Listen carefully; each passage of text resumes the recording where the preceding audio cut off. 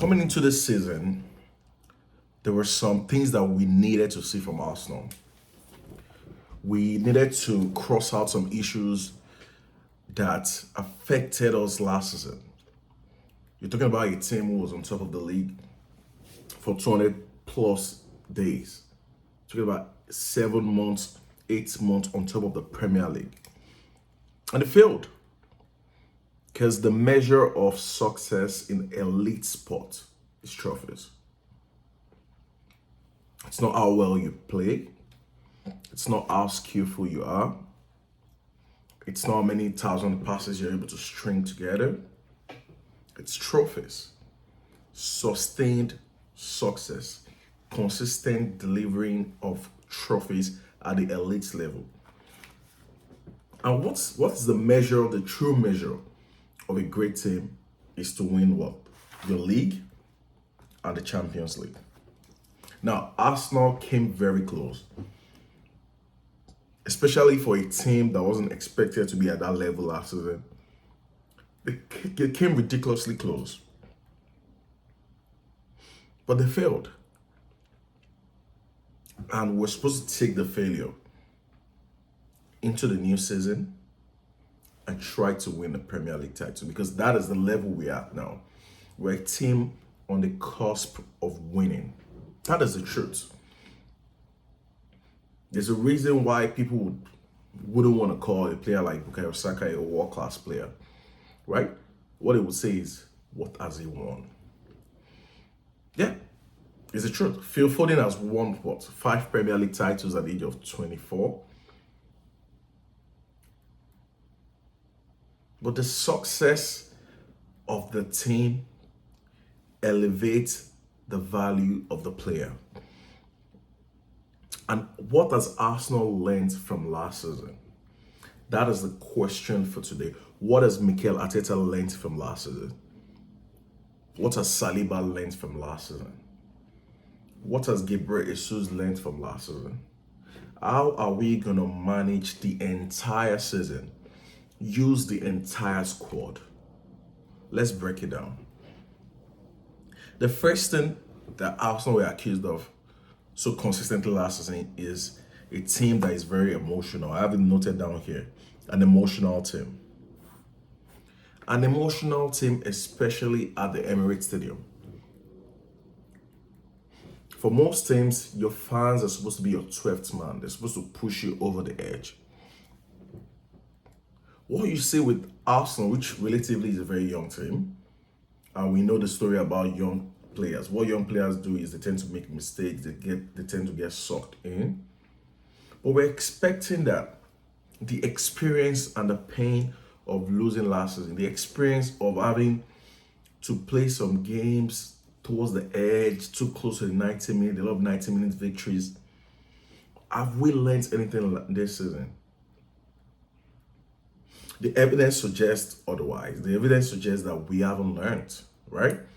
We played 2-2 at the Emirates Stadium against a one-man down Fulham with errors. The 2 goals they scored in that game was due to our individual errors. Bukayo Saka playing a diagonal pass straight through our defense on the 1 minute kickoff. Right? We had 3 goals scored in the first minute of a game for the first time in Premier League history, and it was against a title contending team. The emotional side of the game needs to be managed better. So against Fulham, we didn't do it at home, right? Against Manchester United, that game was a weird game. I don't want to term that game down to the emotional side of our game. But against Manchester City, which is the team that we should be the most emotional against, right? Because this is a team that denied us the league title. This is a team that's beating us consistently. This is a team that always has a mental edge over Arsenal. They just do. They just know how to beat us. We played them, 2 years ago during the inception of COVID, when Mikel Arteta was sick. Magnificent performance from Arsenal. Players like Partey, Tierney, which were just incredible. We're emotional in that game because In the space of 5 minutes, Gabriel Magalhaes got sent off for 2 stupid fouls. Then when we went one man down, we missed 2 gilt-edge opportunities. Martinelli being guilty of one, it was just empty net, and he cleared one right off the line. And in the last second, the last kick of the game, Rodri won that game. That was a dagger to the heart, honestly. But we managed this game better. They played us last season. Home and away, they beat us. One of those games, Man City have their lowest possession in like 10 years. That 5% possession at the Emirates Stadium. We bossed that game. But what did we do? We missed our chances. We gifted them a goal from an almost impossible angle when Tomiyasu passed the ball to the goalkeeper and De Bruyne just whipped it in. Who scores that goal? But they have a mental edge over us. So the goal for this season is to wrestle some of those mental edge, is to put a little bit of doubt into their players. How do we start that? We start that in the Community Shield. People keep playing down the importance of those games. What did we do? We played man for man in the Community Shield and decided to go for it. We defended resolutely, making sure there's no space, there's no gaps. But Master brought on De Bruyne, which De Bruyne is a huge catalyst when it comes to Man City, especially in those games. Especially against Arsenal. It doesn't look at Arsenal as a contending team, in my opinion. It always feels like he has a chance against us because his record is incredible against us. It's like this current crop of Arsenal players, I feel like they have a mental edge over Chelsea, which is the reverse of the last maybe 2 decades when they had Didier Drogba and Lampard. Those guys look at us like nothing. They're going to win because they don't need to outskill us. They're going to outfight us. They're going to be physical. They're going to show the monstrosity that they have in their midfield. The Ballads, the Lampards, the Asians, the Mikel Obeys. They're just going to use their strength and outmuscle us, right? And you have Didier Drogba up front. Something is going to happen one way or the other. So that is the way Master sees Arsenal. Now we're beating them 2 times back to back. We're wrestling that mental edge. There is a huge importance in these games. And the fact that we're able to get 3 points off of them. It's huge. Because 3 points is a huge swing. What it means is, against a fellow title contender, you have kind of swung 6 points.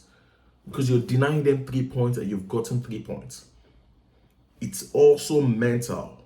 Now in their mind, they're thinking, oh, now these people can beat us. So they have to be perfect. And when you start doubting yourself and you think you have to be perfect, that's when you tend to make mistakes. So the emotional side of our game is getting better. Can we improve and manage games better? Yes. So for the emotional side, I would say we're making progress. We are a work in progress, but we've shown huge strides with a game against Manchester City. That was an incredible defensive performance from Saliba and Gabriel. Wonderful. Now, also the next thing is keeping our key players fit. Now, Mikel hasn't done a good job in doing that because the idea of protecting Bukayo Saka, getting a player to cover for the overuse of a player who has played 87 straight Premier League games. I understand Mikel feels like Saka can take it, and it's true he can take it, but you need to manage Saka correctly so that in the tail end of the season, when we actually need our big boys to stand up, they have something left in the tank. That is also your job as the coach. It's not just the players. You want to run, you're running a marathon, it's not a race. So you want to keep something in the tank for the tail end of the season when it matters the most. So we're going to need rotation. And that goes back to the point of signing a replacement for Saka. And you have to be creative when it comes to squad building. That was one of the mistakes I think we made for the squad building in the summer, right? We didn't get a player who could actually adequately play that Saka role. I know Reece Nelson was given a new contract, but Reece Nelson is most comfortable on the left. Smith Rowe is most comfortable on the left. Leandro Trossard is most comfortable on the left. Can they put in a shift on the right? Maybe, but we've seen them. They look very ordinary when they play on the right wing. So we have a player in our squad currently who can actually play on the right. Gabriel Jesus. There's a large sample size of 60 games, 70 games that he's played on the right for Manchester City successfully. Can he transfer that, and can we convince him to do that as part of the squad? Because we're trying to win here. It's not just because of one player. It's not just a player saying, I want to play center forward. And the response from Gabriel Jesus has been nice. He was asked, he said, oh, Arteta convinced him to come to the Arsenal team and he was going to use him as a center forward, blah, blah, blah, blah, blah. But he's willing to play anywhere, even if his main position is center forward. I think he's seen the lights. Maybe he knows something we don't know. Maybe he knows that Ivan Toney is coming in January. Because what that does is it gives the coach tactical flexibility. It gives the coach adaptability, ability to move things around, rest some players, can play two up top. Because Arteta's dream of a squad is being built in his image, right? He wants players who physically, they are incredible athletes, but also technically they are at a very high level. That is his dream in a very short version. Go through Arsenal's team right now, you have players who are just monsters physically.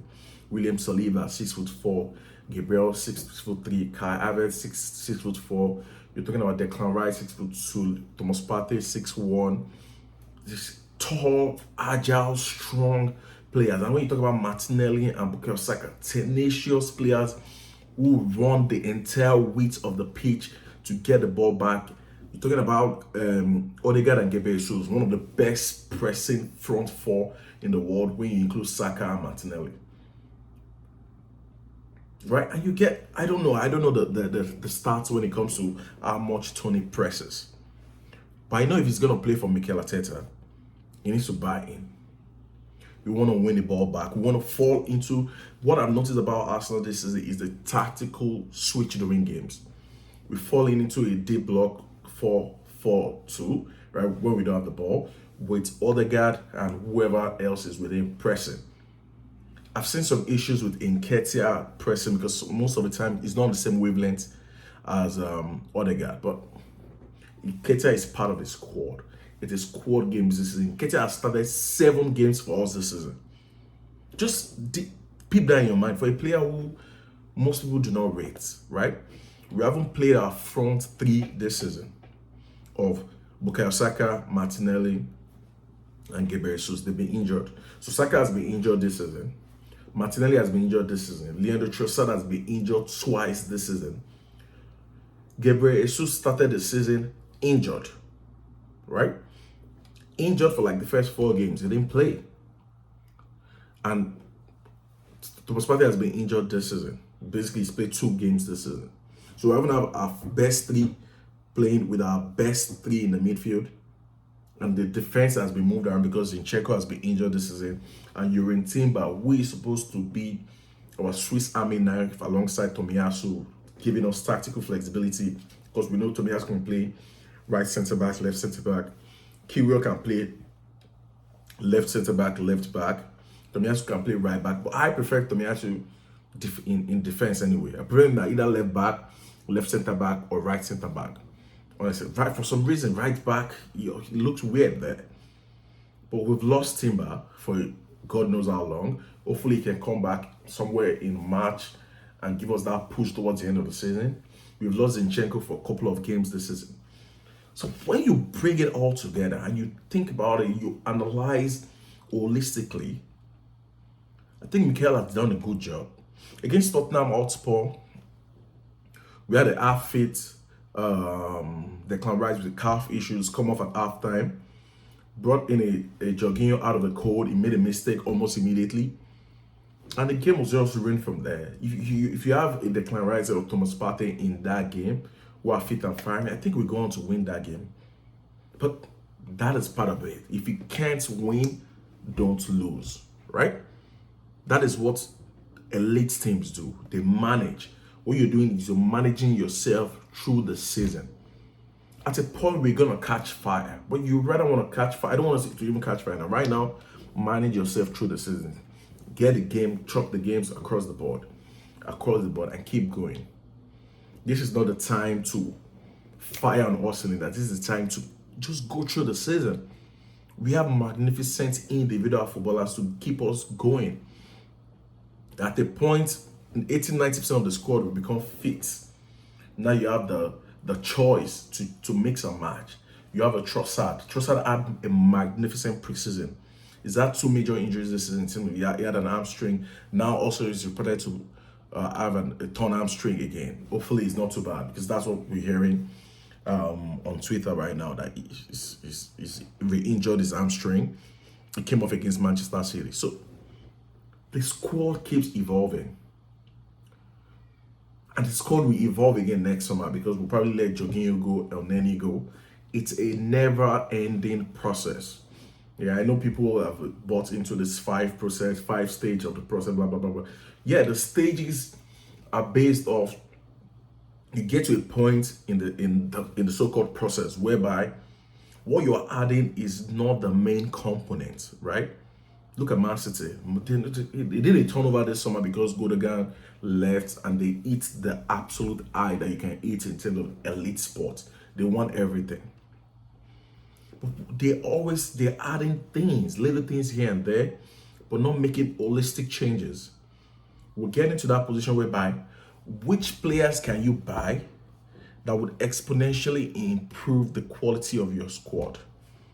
There's not a lot of players that you can buy that can improve Arsenal. What you can buy is, you can buy an Ivan Toney, who is a better player than an Eddie Nketiah, right? So what that means is now you have somebody to challenge Jesus, and you can also use Jesus on the right wing sometimes when you need to rest a Saka. So everybody gets games, good amount of games, and everybody still have reserve in the tank for March, April, May.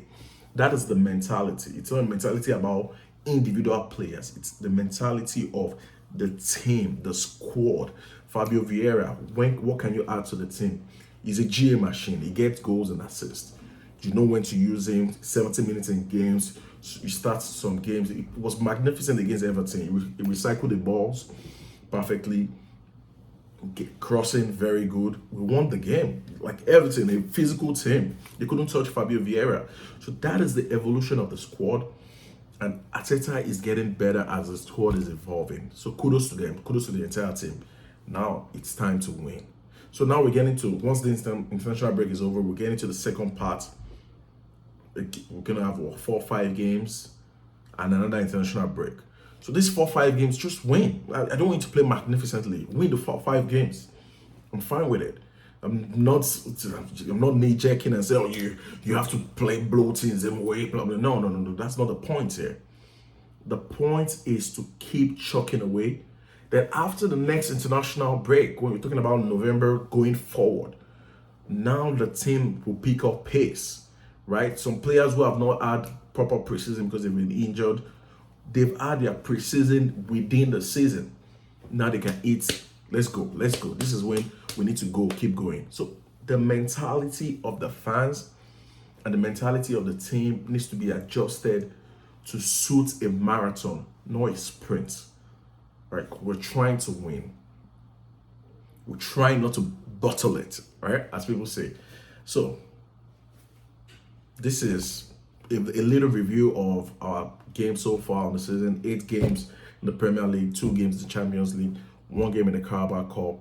We've only lost 1 game. We've drawn 2. That's a very great season so far. So keep up the good work. Keep chucking it away. Keep up the mentality of the playing squad. Know when to take out some players and bring in some players so that everybody doesn't feel bad, or the morale of the team keeps being high. And the mentality is the big goal. We're trying to win. We're trying to win the big trophies. So we keep going. Bukayo Saka needs to be managed better, right? And hopefully we get to sign Ivan Toney in January to come and give us the extra edge and give Mikel the ability to rotate the squad, especially the forward line, properly. Don't forget to like the video, subscribe to the content, and do have a wonderful rest of your evening. Goodbye, stay blessed.